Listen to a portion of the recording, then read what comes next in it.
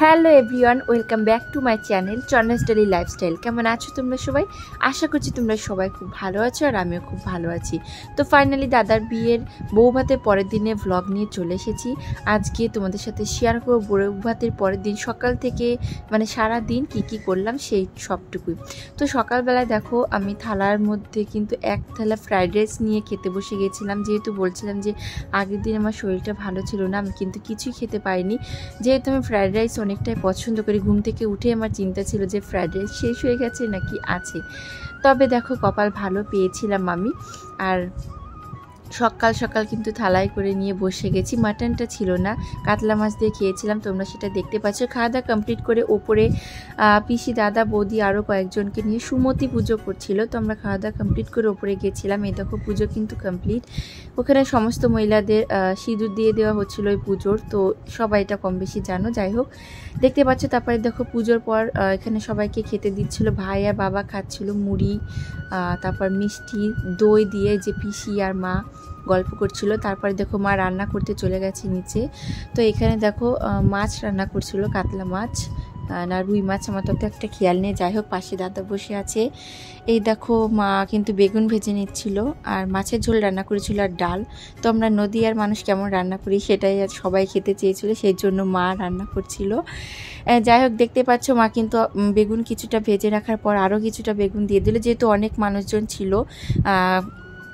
মানে প্রায় সব মানুষই ছিল, আত্মীয় স্বজন যারা যারা ছিল আর কি। যেহেতু পরের দিন সবাই যাওয়া হয়নি, তারপর আগের দিন অনেকগুলো ফুচকা বেঁচেছিল, তার জন্য কাকি দেখো এখানে ফুচকার জল আর আলু সেদ্ধ তৈরি করছিল। তো গন্ধরাজ লেবু দিয়ে একেবারে মানে দোকানের মতন হয়েছিল। এই দেখো আমার কাকি বানাচ্ছিল আর বোন টেস্ট করছিল। তারপরে এই যে দাদা ছোটদা আর মানে আমার হবু বৌদি, তো তাদেরকে আগে টেস্ট করাচ্ছিল। এই দেখো বৌদি এসেছিলো পিসি বাড়িতে পরের দিনও, আর কাকি কিন্তু দিচ্ছিলো, যে দাদা বৌদি খাচ্ছিল। তারপর আমরা সবাই খেয়ে নেব।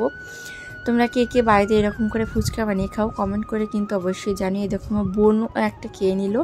তারপর ফুচকা টুচকা খাওয়ার পর এই দেখো আমি খেয়ে নিচ্ছিলাম এখানে ফুচকা, আমার মাও চলে এসেছিলো।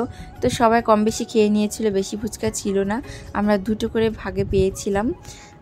যাই হোক সবাই মিলে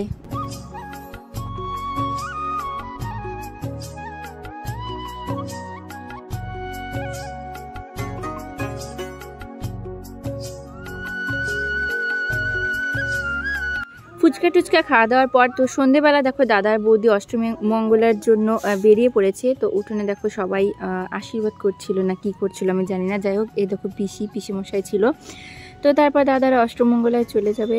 আর অষ্টমঙ্গলের জন্য বেরিয়ে যাওয়ার পর দেখো সন্ধেবেলা বাড়িতে লক্ষ্মী প্যাঁচা এসেছিলো, তো আমরা সবাই দেখছিলাম এটা, আর আমি একটু ক্যামেরা বন্দি করে নিলাম এই সুন্দর মুহূর্তটা। তারপর এই দেখো মা রান্না করেছিল সমস্ত কিছু, তারপর আমরা সবাই মিলে খেয়ে নিয়েছিলাম।